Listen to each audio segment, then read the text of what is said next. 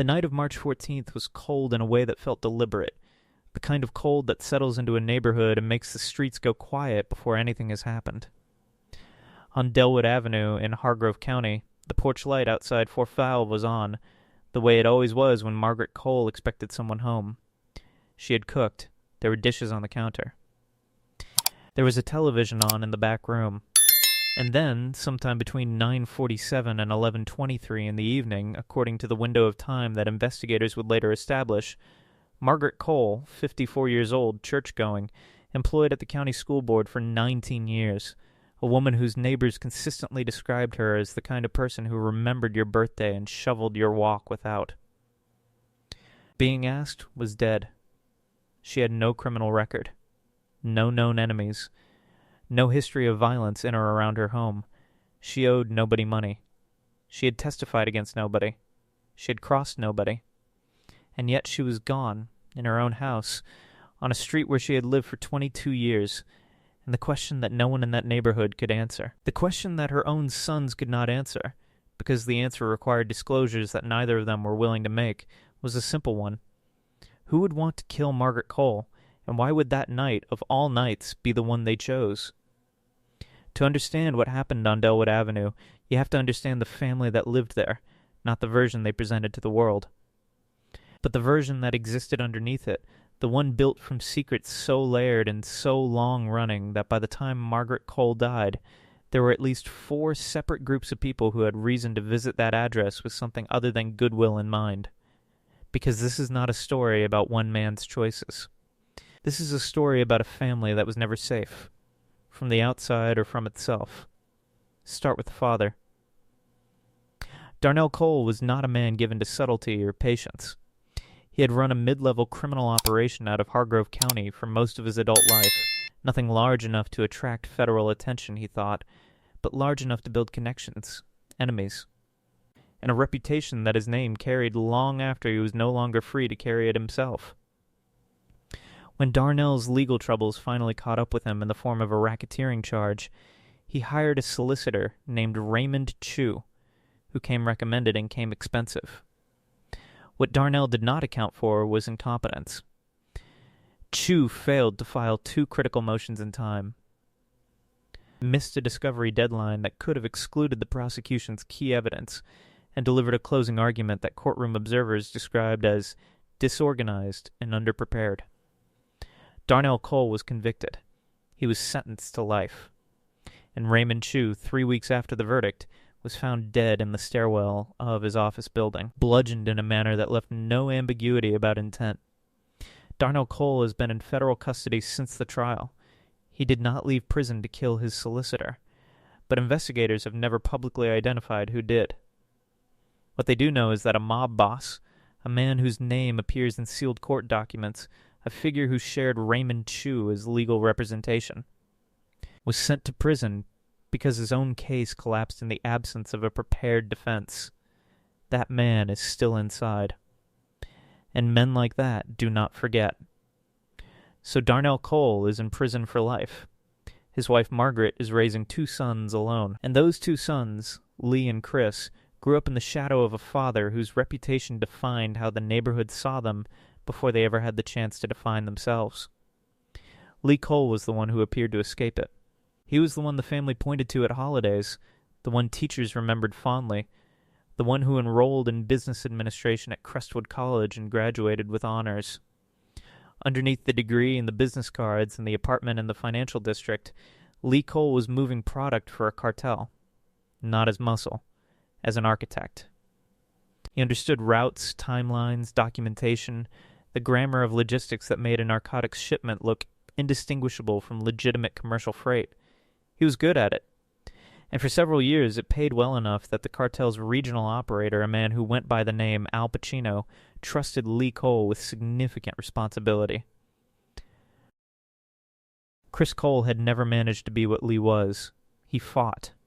Constantly, reflexively, sometimes without clear provocation. He was expelled from 2 schools before he was 15. He fell into associations that matched his reputation rather than his potential. And he accumulated, over years of living the way he lived, a roster of people who had scores to settle. Men who had been waiting for an opportunity that the general chaos of Chris Cole's life had never quite provided. Then, in February, 3 weeks before his mother died, Chris got into a fight outside a bar on the east side of Hargrove County with a man named Devin Price. Chris walked away. Devin Price did not walk away thinking the matter was settled. What investigators believe happened is that Devin Price came to Delwood Avenue not looking for Chris, but looking for a way to send a message that Chris would feel in a way that a punch never could. Margaret Cole was home. She was alone.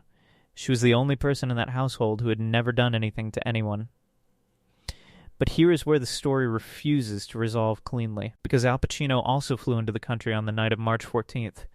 His travel records place him at an airport less than 40 miles from Hargrove County before 11 in the evening. He was coming for Lee. Lee had stolen from him, told Al Pacino that a major shipment had been seized by customs, pocketed the product and the money, and believed the lie would hold. It did not hold. Al Pacino had a contact inside the customs agency. No seizure had occurred, no incident on record, and Al Pacino was not the kind of man who sent a letter. Lee Cole was not home that night because a contact warned him, with enough specificity to be credible, that Al Pacino was en route. Lee left. He did not take his mother with him. When Al Pacino's men arrived at 412 Delwood Avenue, they found what they found. A house already entered, a woman already gone, and no Lee Cole on the premises. Chris Cole was across the city when his mother died. His alibi was verified. He got the call in the early hours of March 15th. The two brothers had not been in the same room in months. Now they had to be. And the only way to understand who killed their mother was for both of them to disclose everything. Every enemy, every debt, every secret. That conversation had not yet happened.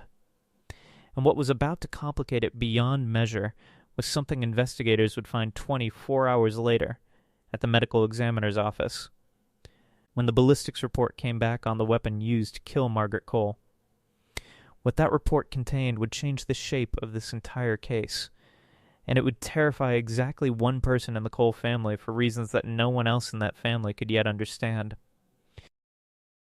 24 hours after Margaret Cole was found dead in her home on Delwood Avenue, the Hargrove County Medical Examiner's Office released its preliminary ballistics findings to the lead investigators on the case. The report identified a single firearm, a Glock 19 9mm, with a partial serial number that had been filed down but not completely obliterated. Forensic technicians were able to recover enough of the number through chemical etching to run a trace. The trace came back to a weapon that had been reported destroyed. A weapon with a history. A weapon that, according to the only person alive who knew its full story, should not have existed in any form that could have been pointed at anyone, let alone his mother. Lee Cole received the information about the gun not from investigators who had no reason yet to contact him directly, but from a contact inside the department, a contact he had cultivated during his years of moving freight, a man who understood that information was a commodity like any other. When Lee heard the description of that weapon, when he heard the partial serial number read back to him, he went quiet in a way that the person on the other end of that call would later describe as the silence of a man who had just seen something impossible. Because Lee Cole knew that gun. He had held that gun. He had used that gun. And he had watched, with his own eyes, what he believed was the final disposal of that weapon in a manner that should have made its recovery impossible. To understand why that gun terrified Lee Cole, you have to go back 9 years. You have to understand how Lee Cole became the man he became, and why the cartel that employed him was not a choice he made in desperation, but a door he walked through with full knowledge of what was on the other side.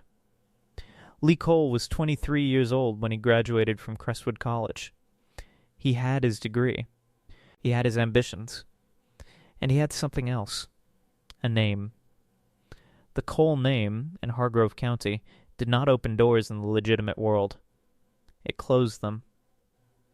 Employers who ran background checks found his father's conviction. Graduate programs found reasons to move on to other candidates.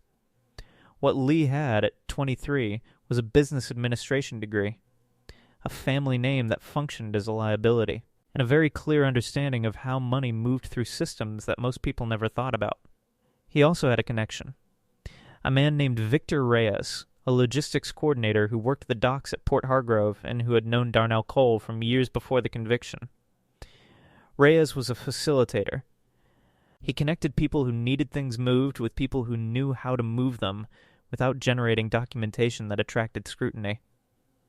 And when Victor Reyes looked at Lee Cole, educated, disciplined, articulate, hungry, and carrying a grudge against every system that had used his father's name to shut him out, he saw something useful. The first conversation was framed as consulting work. Route optimization for a freight brokerage. Lee was asked to look at shipping manifests, identify inefficiencies, suggest documentation strategies that would reduce customs inspection rates on inbound container freight. It was legitimate work, or it was framed that way, and Lee was good at it. The second conversation was more direct. Reyes explained, without significant elaboration, that some of the freight required a different level of discretion than standard commercial cargo. Lee asked the right questions. Reyes gave the right answers. And Lee Cole, who had spent 3 years watching legitimate institutions use his father's name as a reason to look past him, decided that if the system had already decided who he was, he might as well make the decision profitable. He was introduced to the cartel's regional infrastructure gradually over approximately 8 months. He was exceptionally good at his work. His inspection evasion rate in his first year was higher than any coordinator the network had used before him. And it was this reputation that eventually put his name in front of Al Pacino. Al Pacino was the cartel's regional enforcement and operations director for the Eastern Seaboard. His first meeting with Lee Cole was brief and specific. He outlined what he expected. He outlined what happened when expectations were not met. And then he said something that Lee Cole has apparently repeated to at least one person close to him since his mother's death. He said, "The only way out of this arrangement is in a box or in a cell, and I have people in both places." Lee Cole, 24 years old, nodded and went back to work. The gun entered the story approximately 2 years into Lee's arrangement with Al Pacino. A man named Gerald Fossey had been skimming from the cartel's distribution network in Hargrove County, small amounts, consistently over several months. Al Pacino had known for some time. He had waited until the amount was significant enough to justify a response that would serve as a broader message to anyone else in the network who was considering similar arithmetic. He tasked Lee Cole with the delivery of that message, not because Lee was muscle, but because Gerald Fossey knew Lee, trusted Lee, would open a door for Lee without alarm. The Glock 19 was provided to Lee by one of Al Pacino's men 2 days before the meeting. Lee met Fossey at a warehouse facility on the South Industrial Corridor of Hargrove County.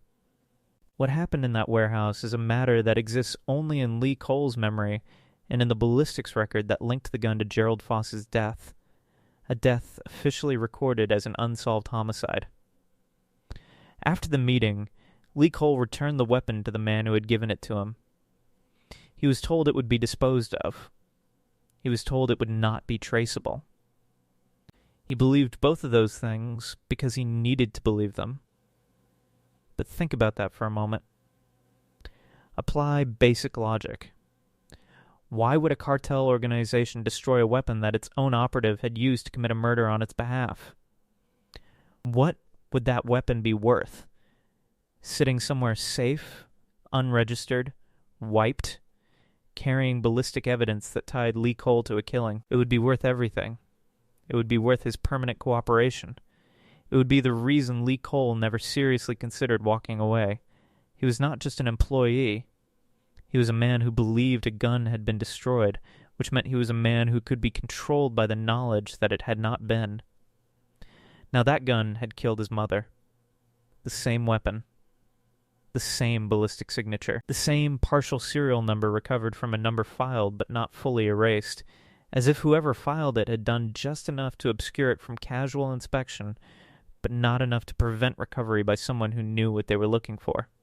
And Lee Cole, sitting with that information in the hours after the ballistics report reached him, was working through a set of possibilities that were each worse than the last. Either Al Pacino had used the gun deliberately had sent a message so specific and so surgical that it could only be read one way. Or someone had taken that gun from wherever Al Pacino stored it, which meant someone inside the cartel's own infrastructure had used one of its leverage assets against it.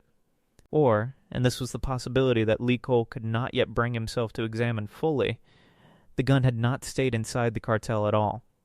Someone else had obtained it. Someone who knew what it was. Someone who understood exactly what finding it at a crime scene would do to Lee Cole, and had made that calculation deliberately. Chris Cole did not know about the gun. He did not know about Gerald Fossey. He did not know that his brother had killed a man with a weapon that had now turned up in their mother's house. When the brothers finally sat across from each other, in the back room of a property Chris used, a space where neither of them had to perform anything for anyone, Lee had to decide how much of this to say. Because Chris Cole, once he understood the shape of what had been done to their mother, was not a man who would wait for due process. He was a man who would move. And if Lee told him about the gun before they knew whose hands it had passed through, Chris would move toward Al Pacino. And if Al Pacino was not the answer, if the gun had traveled further, through channels that neither brother could yet see, then Chris Cole moving toward Al Pacino would not bring justice. It would bring another body, possibly his own. What Lee said in that room and what he withheld would determine the next move in a case already more tangled than anyone outside that family could see. And somewhere in Hargrove County or further, in a federal facility where the days moved slowly and the grudges moved not at all, someone already knew exactly where that gun had been, and exactly what finding it at 4 North Delwood Avenue was going to do to the Cole family. Trust the logic. Check every detail. And ask yourself this: who benefits from Lee Cole learning that the gun he thought was destroyed is the gun that killed his mother? Because whoever benefits from that knowledge is closer to the center of this case than either brother has yet been willing to look. There is a fact about Darnell Cole's criminal case that has never been discussed publicly, that does not appear in any news coverage of his conviction, and that only 3 people in the world knew at the time of Margaret Cole's death: Darnell Cole, Lee Cole, and a man named Al Pacino. And that fact is this: Darnell Cole was not convicted of racketeering in a vacuum. He was convicted because he was, for the better part of a decade before his arrest, the cartel's primary firearms supplier on the eastern seaboard. He was a gun runner. And the cartel he supplied was the same organization that his son Lee would later join. The same network. The same infrastructure that Al Pacino would eventually oversee as regional director. Darnell Cole and Al Pacino had never been in the same room. Al Pacino rose through the organization after Darnell was already inside. He knew the Cole name the way anyone in the organization knew historical supplier names, as a reference point, not as a living connection. He did not know that the Lee Cole he had recruited as his logistics coordinator was Darnell Cole's son. Lee had been careful about that. He had introduced himself through Victor Reyes using a professional identity that did not lead back to his father's name, and in an organization where information was compartmentalist by design, no one had connected the 2 Coles until much later. The question of when Al Pacino found out, and what he did with that knowledge when he did, sits at the center of this case like a loaded room. Darnell Cole's gun-running operation worked because he understood supply chains. He sourced weapons through a network of straw purchasers, private sales, and corrupt federally licensed dealers across 4 states. He moved them through freight channels, private trucking operations, auto transport companies, furniture removalists with routes that conveniently passed through the right jurisdictions. He was not moving military-grade weapons in large quantities. He was moving handguns, semi-automatics, occasionally modified weapons with serial numbers altered or removed, in the kinds of volumes that moved through legitimate freight without triggering the weight or documentation flags that would attract attention. He had been doing this for nearly 9 years when the federal case came together against him. The racketeering charge was not originally about guns. It was about a protection operation Darnell had run alongside the gun supply work, a network of small businesses in Hargrove County that paid monthly fees in exchange for assurances that no one would cause them problems. A federal task force had been building a case around that operation for 2 years. What the prosecution did not disclose at trial What was contained in sealed discovery material that Raymond Chew never adequately reviewed was that the federal task force had also identified Darnell's role in the weapons supply network.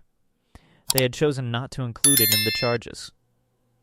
Not because they lacked evidence, but because the weapons investigation was still active and naming Darnell as a supplier would have collapsed a broader surveillance operation targeting the distribution end of that same network. Darnell Cole went to prison for racketeering. The weapons charges that would have guaranteed a federal firearms conviction on top of his sentence were quietly set aside. And somewhere in that sealed material, and evidence that a competent defense attorney might have used to argue selective prosecution or to negotiate a significantly different outcome, was information that connected Darnell Cole not just to a local protection racket, but to a cartel supply chain. Raymond Chew never found it. And 3 weeks after the verdict, Raymond Chew was dead. Consider what that means. Consider who would have benefited from a defense attorney failing to access sealed discovery material that connected his client to a cartel weapons operation. Because a competent attorney reviewing that material would not just have changed Darnell Cole's defense, he might have surfaced names, supply routes, purchasing patterns. He might have given investigators looking at the cartel's weapons arm a roadmap they didn't yet have. Raymond Chew's incompetence was, from a certain perspective, extraordinarily convenient. And his death immediately after the verdict, before any appeal process could begin, before any post-conviction review could be conducted, was more convenient still. Darnell Cole has maintained, from his first day in federal custody, that he did not order Raymond Chew's death. He has been consistent on this point in a way that investigators who have interviewed him over the years have found either persuasive or sophisticated, depending on their disposition. What Darnell Cole has never publicly addressed is the question of whether he told anyone. In the period between his conviction and Chew's death, about the sealed discovery material and what it contained. Whether he communicated through the channels that men in his position use when they need to reach people they cannot call directly. Lee Cole visited his father in prison 11 days before Raymond Chew was killed. Prison visitor logs confirm this. The duration of the visit was 40 minutes. Lee Cole was 19 years old at the time, still 2 years away from his graduation from Crestwood College, still 4 years away from his introduction to Victor Reyes. What was said in that 40-minute visit is not recorded. What is known is that Darnell Cole was animated enough in the days following that visit that a corrections officer on his wing noted a change in his demeanor in the internal log. The notation reads, "Inmate Cole appears agitated, has requested access to telephone more frequently than baseline, standard welfare check conducted. No concern identified." Raymond Chew was found dead 17 days after that visit. Between the visit and Chew's death, Darnell Cole made 7 phone calls on the prison system, all the numbers reviewed and cleared by the facility as personal family contacts. Whether any of those calls carried a message that was not its surface content is not established in any public record.